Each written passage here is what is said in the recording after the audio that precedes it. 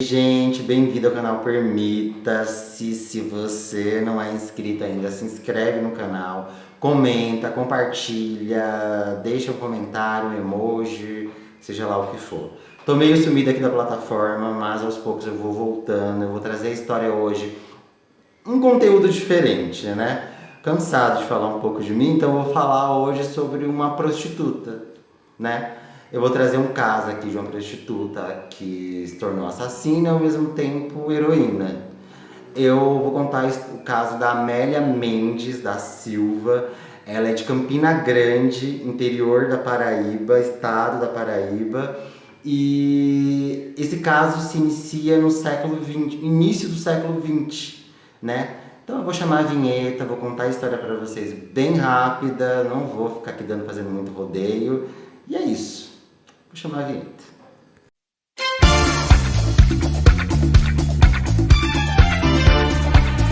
Início era o ano 1915, era início ali início do século XX. Não há relatos da infância da Amélia Mendes, de como que era a família. O que se sabe é que ela era de família humilde, simples.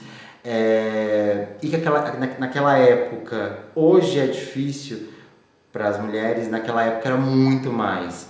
Então, uma mulher ali próximo de seus 30 anos, que não era casada, já não era, sei lá, bem vista, sabe? Já tinha que morar com parentes ou virar freira, o que não era também muito fácil de ser, né? Para as que eram de poder aquisitivo alto, ter uma profissão ali como professora, isso já ajudava bastante também, ou se comportar de boas maneiras para arrumar casamento, já acredito que seria um pouco mais fácil, mas para Amélia não foi, porque ela era de família simples, ela era uma mulher divorciada, então ela foi casada, mas não se sabe quando e o porquê da separação da Amélia Mendes, e nem como ela entrou no ramo da prostituição. Eu acredito que foi mais pela questão da necessidade mesmo, porque para as que não eram ricas,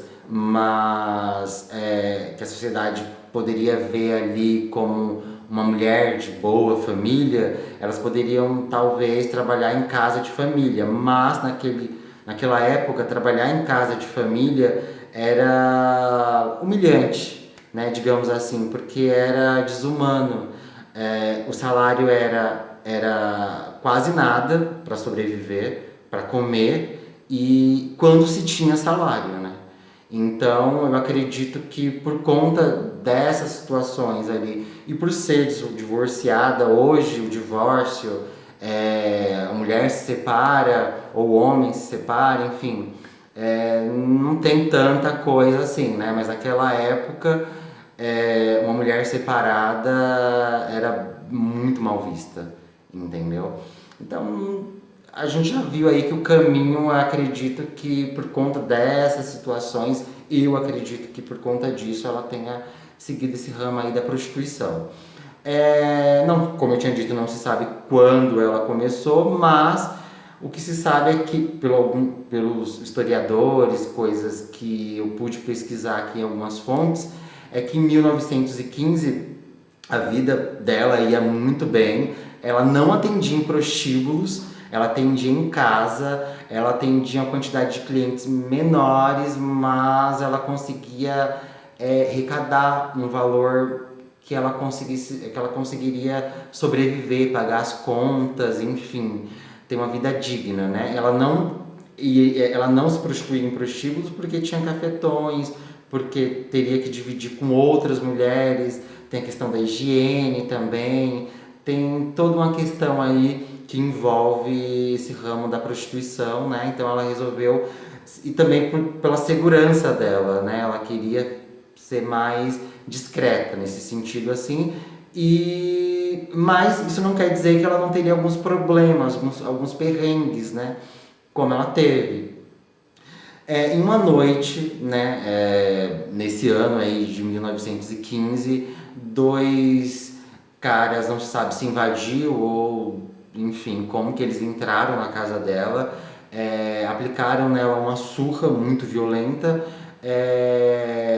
somando ali com uma violência sexual, né? E foi a mando, segundo um deles, né, que agrediu ali a Amélia, a mando de um cliente que estava enciumado dela, né?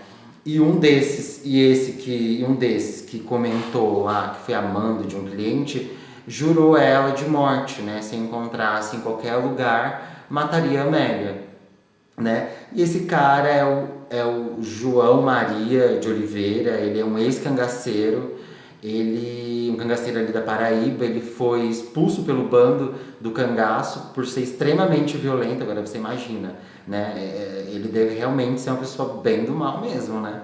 Porque se o próprio bando do cangaço expulsou ele, por ser extremamente violento e também por ser mau caráter, né? Então ele foi expulso e então, né, já vê aí que não é uma figura muito fácil de lidar.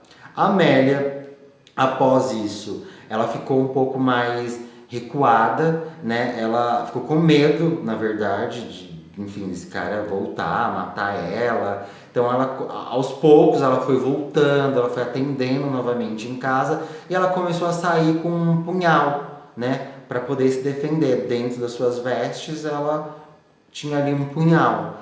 E um dia, mais especificamente em maio de 1915, no mesmo ano ali, era às 18 horas, a Amélia ela entra em um beco, porque ela estava indo em direção ao hotel, né? Esse hotel, ela ia frequentemente jantar nesse hotel, tal, e ela entrou no beco, que esse beco dava para uma avenida, e ela estava indo. Chegando nessa avenida, ela na esquina ela dá direto com João Maria, né? Que é o cangaceiro. Então ela entra ali, ele vai em direção a ela, entra em confronto ali, ele pega um porrete e dá na cabeça da Amélia. Ela sai meio que, tipo, meio caindo ali, meio querendo, né, desabar, mas ela cria força, respira fundo, e quando ele vem novamente para dar mais um ali na cabeça dela, ela crava um punhal, o punhal que ela estava levando, ela crava um punhal no peito esquerdo dele, e ele sai, né, sai meio que desabando, andando pelas esquinas, mas não sangra, né? Ele não sangra, e por ele não sangrar e sair meio que tonto, mas meio que fugindo, ela acha que ele não morreu. Então ela sai da cena discretamente, mas continua indo em direção ao hotel.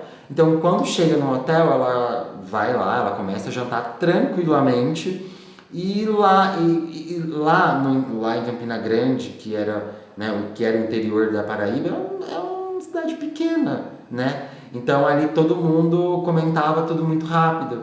E não foi diferente no caso do João Maria, né? Que ele foi encontrado morto, ele estava armado, ele poderia também ali disparar, mas ele não disparou. Eu acredito que por conta da dor que ele estava sentindo, ele não conseguiu disparar. E também relato de historiadores que informam que foi abaixo do peito, né? Mas que não sangrou. Não sangrou, não teve ali nenhum sangue, o cara era tão ruim que nem sangrar sangrou. Então, após os comentários ali no hotel, as pessoas comentando, ela termina tranquilamente o jantar, e ela relata ali para todo mundo que foi ela que matou, né? Foi ela que matou, e ela começa a contar tudo o que aconteceu, e dali ela sai em direção à delegacia, onde ela conta com detalhes o ocorrido, e automaticamente ela é presa ali, né?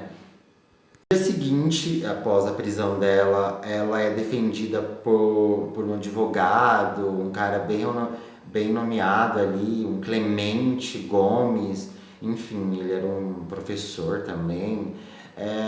Eu tentei puxar informações sobre ele, mas só sei que ele era um advogado e professor.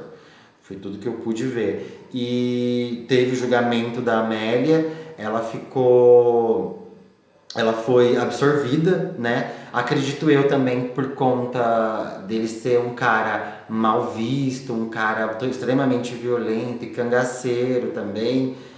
A gente sabe que o cangaço, assim, as pessoas que, enfim, era da prática, né, do cangaço ali também não era muito bem visto ali pela polícia. Existe uma rivalidade ali entre o cangaço e a polícia, enfim, e a população no meio. Eu acredito que foi até um alívio, né, para todo mundo que começou a achar ela uma heroína, né, via ela ali, e ela foi realmente uma heroína, né, porque ela se salvou de um cara que ia matar ela de qualquer jeito. Mas esse cara que era mau caráter e era violento, ele também tinha ligação com outras pessoas, assim, digamos, poderosas, né? Porque para essas pessoas poderosas, um tipo de cara desse, assim, é um cara que eles queriam ter perto, né? Porque é um cara que você pode pagar para fazer o serviço sujo.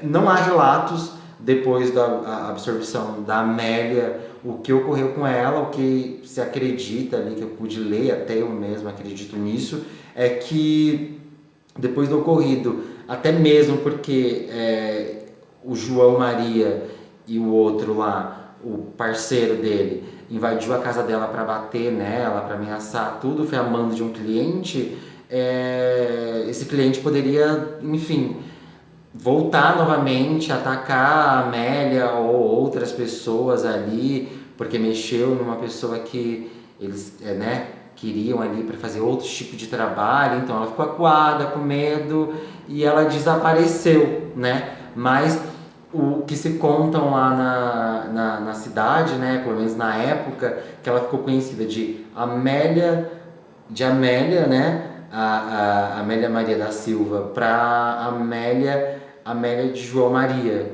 né? Chamavam ele de Serrote, né? Mas eu, enfim, resolvi falar só José Maria mesmo.